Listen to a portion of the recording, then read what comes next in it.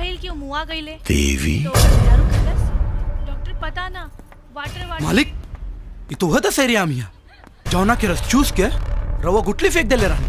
हाँ रे ये जिंदा कैसे बच गिल रहे आज तक जकरा भी हम अपना बिस्तर पर सुतौलिए होता हमेशा खातिर सुत गए फिर ये जिंदा कैसे बच गए। मालिक रॉड गुड लक अब वेरी गुड लक में बदले वाला बा।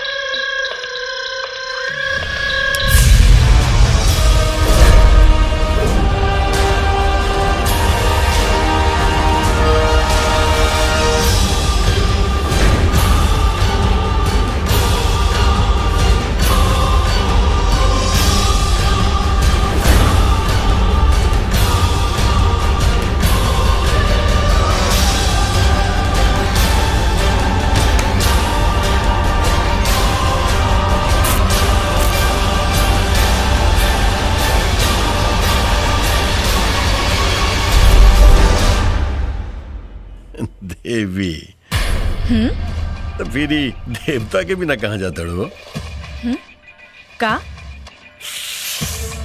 अरे ऐसे कातिल निगाह से मत देखा भाई नहीं तो फिर हमारा अंदर बहुत बड़का भूचाल आ जाए। सुन हमरा फेरा में मत पड़ा हलाल हो जाइबा बुझला। तो हार जवानी था और भी ज्यादा जोशीला हो गए ए देवी ए एक बार और मजा आए थोड़ा भी मजा आए चला।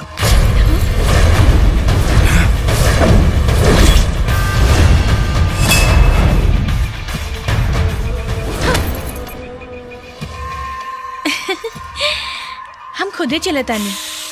एक्सक्यूज मी रेखा तू लोग हमारी चिंता मत करो हम घूम के आवता नहीं।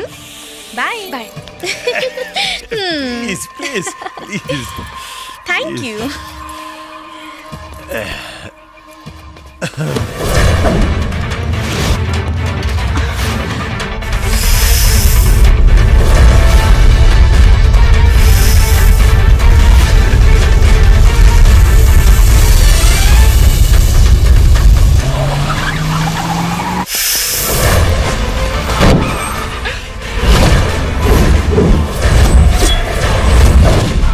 जुन्मा और हो जिंदा लगा था दरोगबा ससुरा वफादारी के माला पहिरा के गद्दारी के तिलक लगा दिलस। देवी के छोड़ दे ना छोड़ दे मालिक लागत है कि हुस्न के जाल में फंस के सरवा बेहाल बा। ये चीज ऐसी बिया जब से ही कली के नथ उतर ले बानी तब से कर जवानी फूल ऐसन खिल रहा बा। आखिरी बेर कहा था छोड़ दे। अरे यार काहे फाटल में अपन टांग अड़ा रहल बाड़े। राघव अपना जूठन के कुतुबन के भी ना सौंपे तो फिर ही तो हमार सबसे प्यारी दिलरुबा बिया।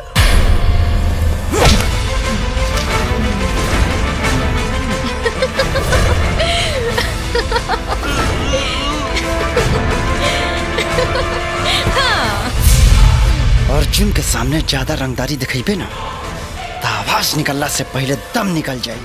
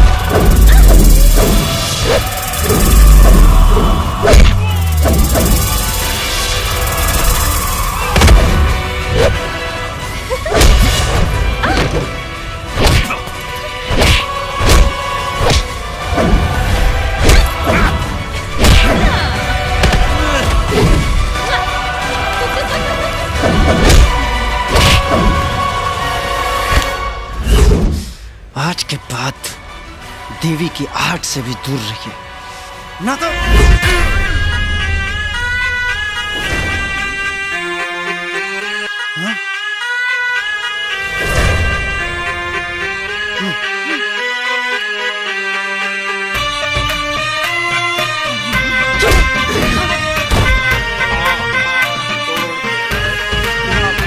अघोरी नाग नागिन के गंधा बता। हमरो ऐसने प्रतीत होता महाराज। हमरा ता लागा था कि नाग नागिन भेष बदल के ई भिखारियन के भीड़ में घुस गइल बा। गुरुदेव सही कहा था। बम बम भोले।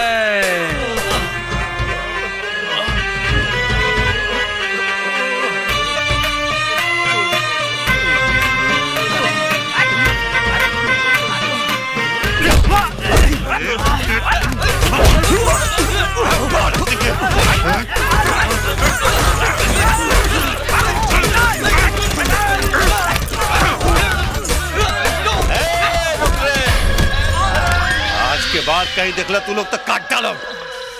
चल रहे अरे उठा जाता हमनी पात पात जहाँ जाइए सुन हमनी के परिये आज के बाद कहीं नजर मत आइए तू लोग, बुझले?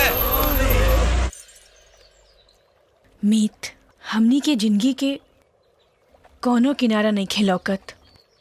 मीत, किनारा के जरूरत ओकरा के होला जे बीच भंवर में डूबत होके।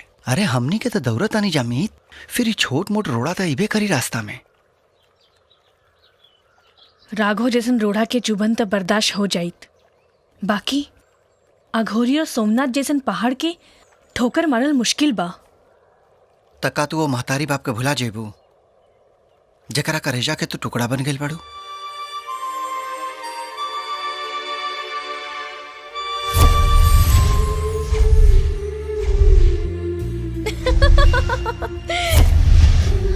तोहरे आंख से बहे वाला आंसू हमरे हर सवाल के जवाब दे देहलस। बस हम यह नहीं चाहत कि एगो ममता मई माई अपना पुत्र के वियोग में आंसू बहावे। यही मीत, अगर हमरे माई के अचरा हमरा ला कफन बने के तैयार हो जाओ ना, तो हम हर जन्म में अपना माई के बेटा बने ला तैयार बानी। शायद यह सच बा मीत, यही से देवी देवता भी मनुष्य के जन्म पावे खातिर तरसत रहेला। अब प्राण रही चाहे जाई, बेटा बेटी के धर्म और कर्तव्य निभावल जाई। पक्का? ई कच्चा पक्का छोड़ी और मनुष्य के संस्कार रस्मों रिवाज पे ध्यान दी। मतलब जबले हमने के बिया ना हुई तबले ना चुम्मा चुम्मी के बिजली चमकी और ना मोहब्बत के बरखा हुई। लेकिन हमार तमन अबहिने करता मोहब्बत के बरखा करे खातिर।